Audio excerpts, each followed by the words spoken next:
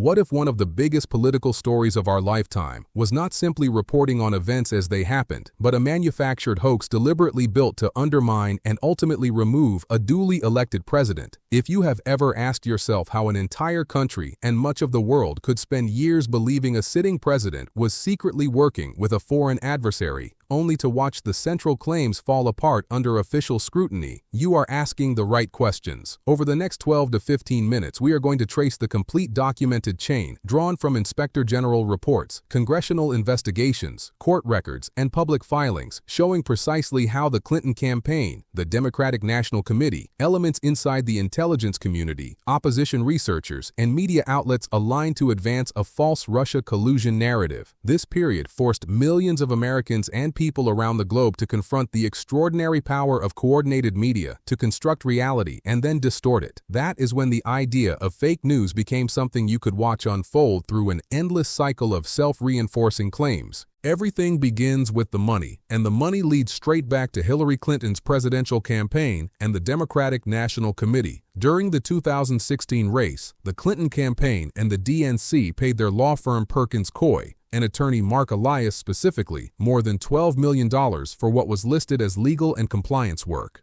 A large share of that money did not remain at the law firm. It was routed to the opposition research firm, Fusion GPS, run by Glenn Simpson.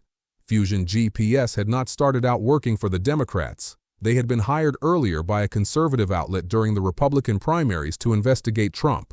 Once Trump became the nominee, the clients and the instructions changed. The funding and the mission flipped to the Democrats. Fusion GPS then hired former British MI6 officer Christopher Steele to compile the Steele Dossier, a collection of unverified and often sensational claims about Trump and Russia. Follow the money and the trail forms a clear shell game designed to obscure the source. Clinton campaign and DNC funds move to Perkins Coie. Perkins Coie pays Fusion GPS roughly $1 million or more for the research.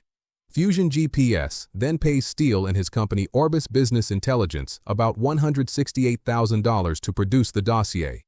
One of the researchers working with Fusion GPS was Nellie Ohr. Nellie is married to Bruce Ohr, who at the time was a senior Department of Justice official. While Nellie was being paid by Fusion GPS to help build this opposition research, Bruce Ohr was taking information from the dossier and passing it to the FBI. The question that naturally arises is how a conflict this direct could operate inside the Justice Department without immediate pushback. It operated, and it sat at the heart of how the investigation gained momentum. All of it originated from the Clinton campaign and the DNC's decision to fund and direct this effort against their political opponent. You might also be asking how the FBI opened a full investigation into a presidential campaign. It was not only the dossier. In May of 2016, Trump campaign advisor George Papadopoulos met in a London bar with Alexander Downer, the Australian High Commissioner to the United Kingdom. Papadopoulos mentioned that Russia had damaging information on Hillary Clinton. Australia is part of the Five Eyes intelligence alliance with the United States, the United Kingdom, Canada, and New Zealand.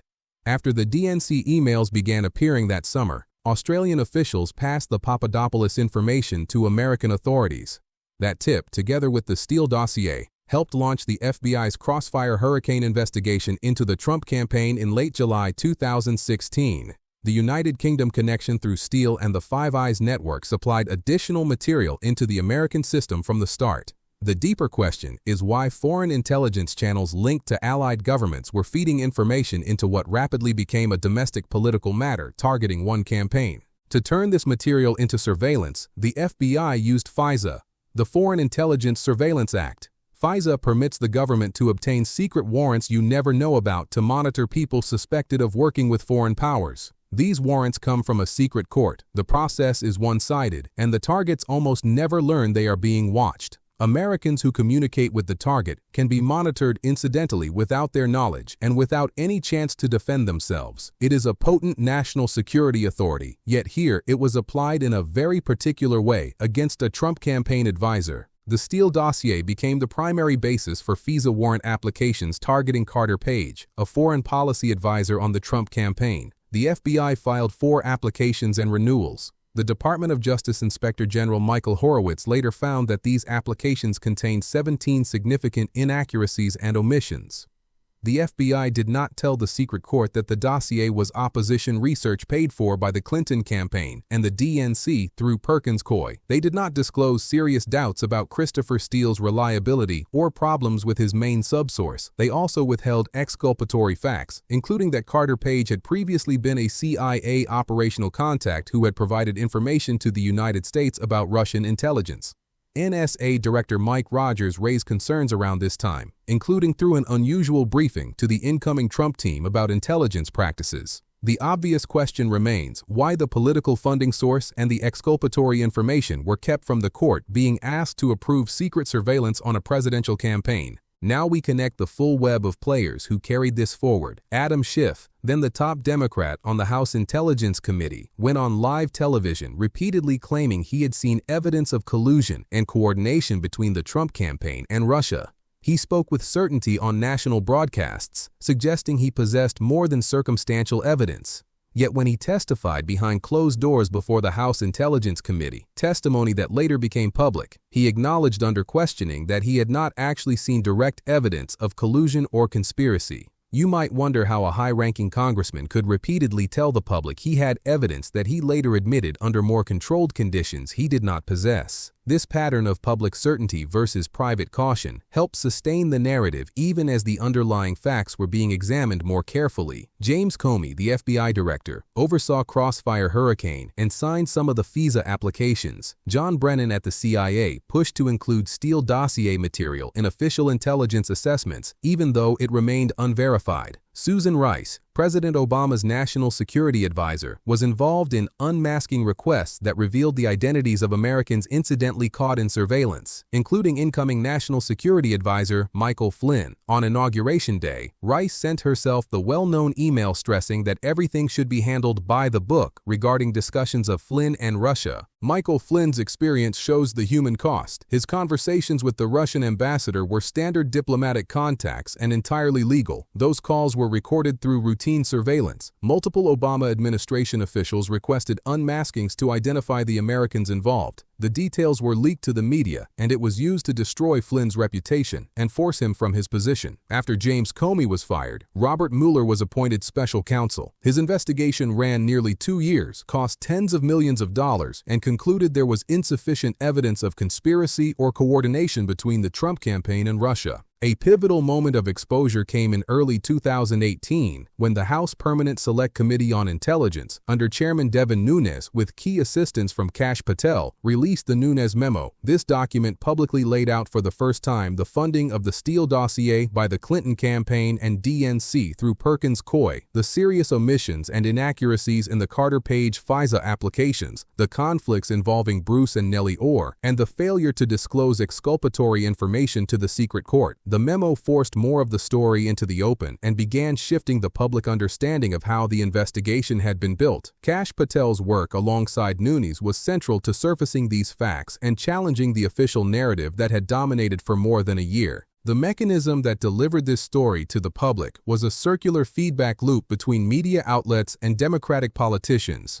Media organizations received leaks about the dossier or intelligence claims and published stories. Politicians such as Adam Schiff then appeared on those same networks citing the media coverage or vague references to intelligence sources as independent confirmation. The media would then report the politicians' statements as further validation. It created a self-reinforcing echo chamber that persuaded large parts of the public and international audiences that a Trump-Russia collusion conspiracy existed, even though the evidence never supported that conclusion. Major news organizations were awarded Pulitzer Prizes for their coverage of the Russia collusion claims, coverage that relied heavily on the discredited dossier and has since been shown to have promoted a false narrative, while the same outlets had dismissed other stories as disinformation that later proved accurate.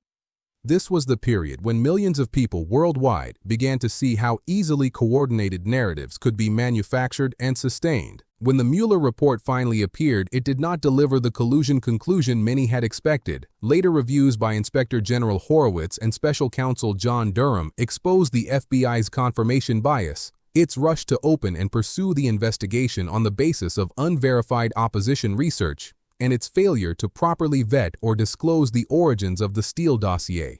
There was a moment that captured widespread frustration when President Trump shared a post asking, now that Russia collusion had been shown to be a proven lie, when the trials for treasonous acts would begin, often shown alongside images of the central figures. That question points straight to the larger issue of accountability. Let us address that accountability question directly and clearly. This is for educational purposes only, and not legal advice. The term treason carries a very specific and narrow legal definition under United States law that requires either levying war against the country or giving aid and comfort to its enemies, proven by two witnesses to the same overt act or a confession in open court. No one in this matter has been charged with treason. However, if you examine the full documented pattern, high-level officials and political operatives used foreign-sourced opposition research originating from the United Kingdom through Christopher Steele and from Australia through Alexander Downer via the Five Eyes Alliance, advanced unverified or exaggerated claims, withheld exculpatory evidence from the secret FISA court, and then weaponized leaks and media amplification to spy on a presidential campaign, disrupt a presidential transition, and attempt to delegitimize or remove a sitting president through a baseless investigation. Some view elements of this conduct as potentially constituting treasonous acts. These could include violations such as seditious conspiracy under the law that addresses conspiring to overthrow, put down, or destroy by force the government of the United States or to oppose by force its authority, or other statutes involving abuse of power and subversion of constitutional processes. In essence, it raises the serious question of whether this amounted to an attempted soft coup against a duly elected president through the manipulation of intelligence and law enforcement institutions. While no one has been charged with seditious conspiracy in connection with these events, the pattern itself demands examination because it involves the apparent weaponization of powerful tools against domestic political opponents in ways that strike at the integrity of the democratic process. When you assemble the complete picture, the connections close the circle.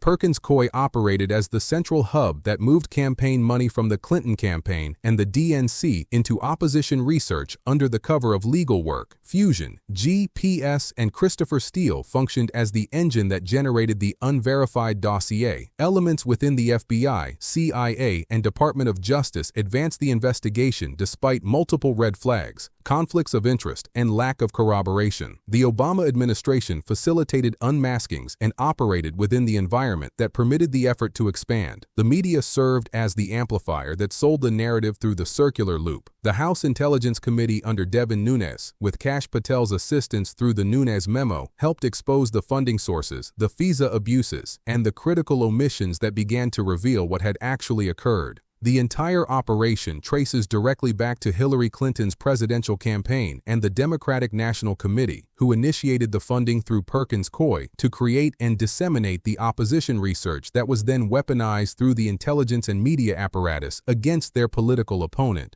The deeper lesson extends far beyond any single election. This episode demonstrated to millions of people that media narratives can be constructed and maintained at scale even when the core evidence is weak or non-existent. It showed that what is presented as intelligence can be politicized and directed against domestic political targets. And it revealed that secret surveillance authorities such as FISA, while intended for legitimate national security purposes, can be misused in ways that interfere with the democratic process itself. These are concerns that should matter to every American who values fair institutions and the rule of law, regardless of political affiliation.